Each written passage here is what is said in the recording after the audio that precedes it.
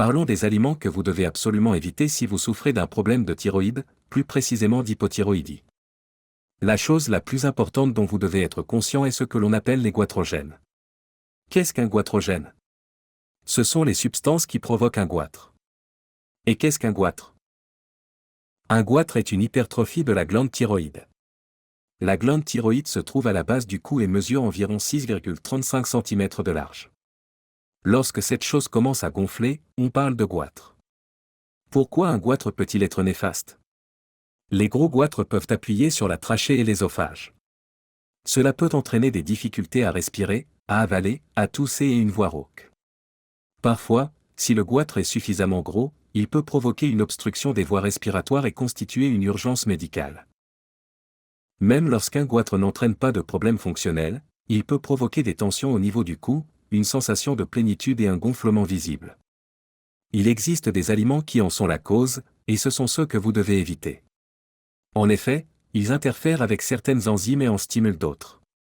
Il augmente également certaines autres hormones, comme l'hormone thyroïdienne, qui descend de l'hypophyse et fait grossir la thyroïde.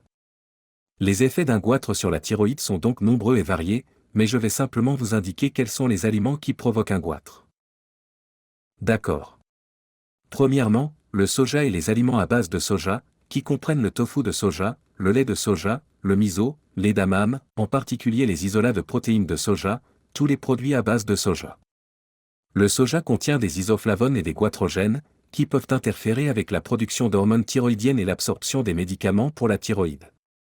Si vous consommez du soja, évitez d'en manger quelques heures avant ou après la prise de votre médicament pour la thyroïde afin d'éviter les problèmes d'absorption.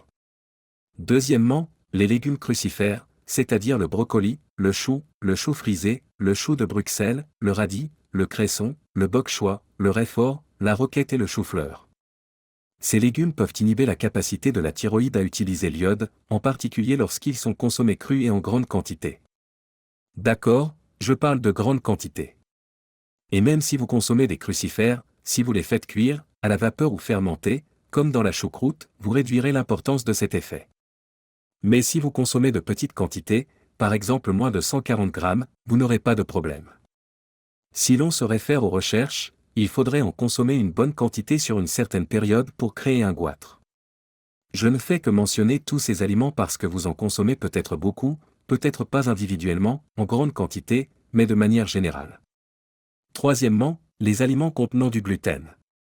Le gluten n'est pas considéré comme un goitrogène classique, mais il détruit définitivement la thyroïde, en particulier la thyroïde auto-immune, la thyroïde de Hashimoto.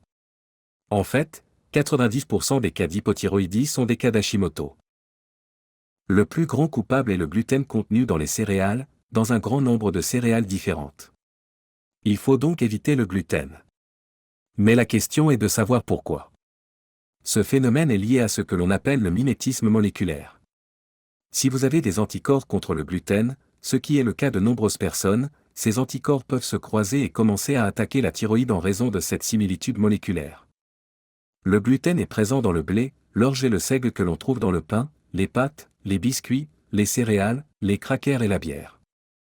L'oignon est l'aliment qui contient le plus de quercétine, et la quercétine peut avoir un effet goitrogène. Si vous avez un goitre, vous devriez donc faire attention à ne pas consommer trop d'oignons. Cinquièmement, les aliments riches en graisse, notamment les aliments frits, les viandes grasses, le beurre, la mayonnaise, la margarine et les produits laitiers entiers, peuvent entraver la production d'hormones thyroïdiennes et interférer avec l'absorption des médicaments pour la thyroïde. Sixièmement, le manioc. Ce légume racine peut produire des toxines qui affectent la fonction thyroïdienne, surtout s'il n'est pas cuit correctement.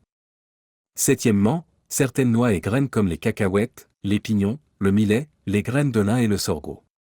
En ce qui concerne la thyroïde, il convient également d'éviter tout ce qui appauvrit le sélénium, l'iode, le fer et la vitamine A. Il s'agit de nutriments clés qu'il faut consommer en quantité suffisante.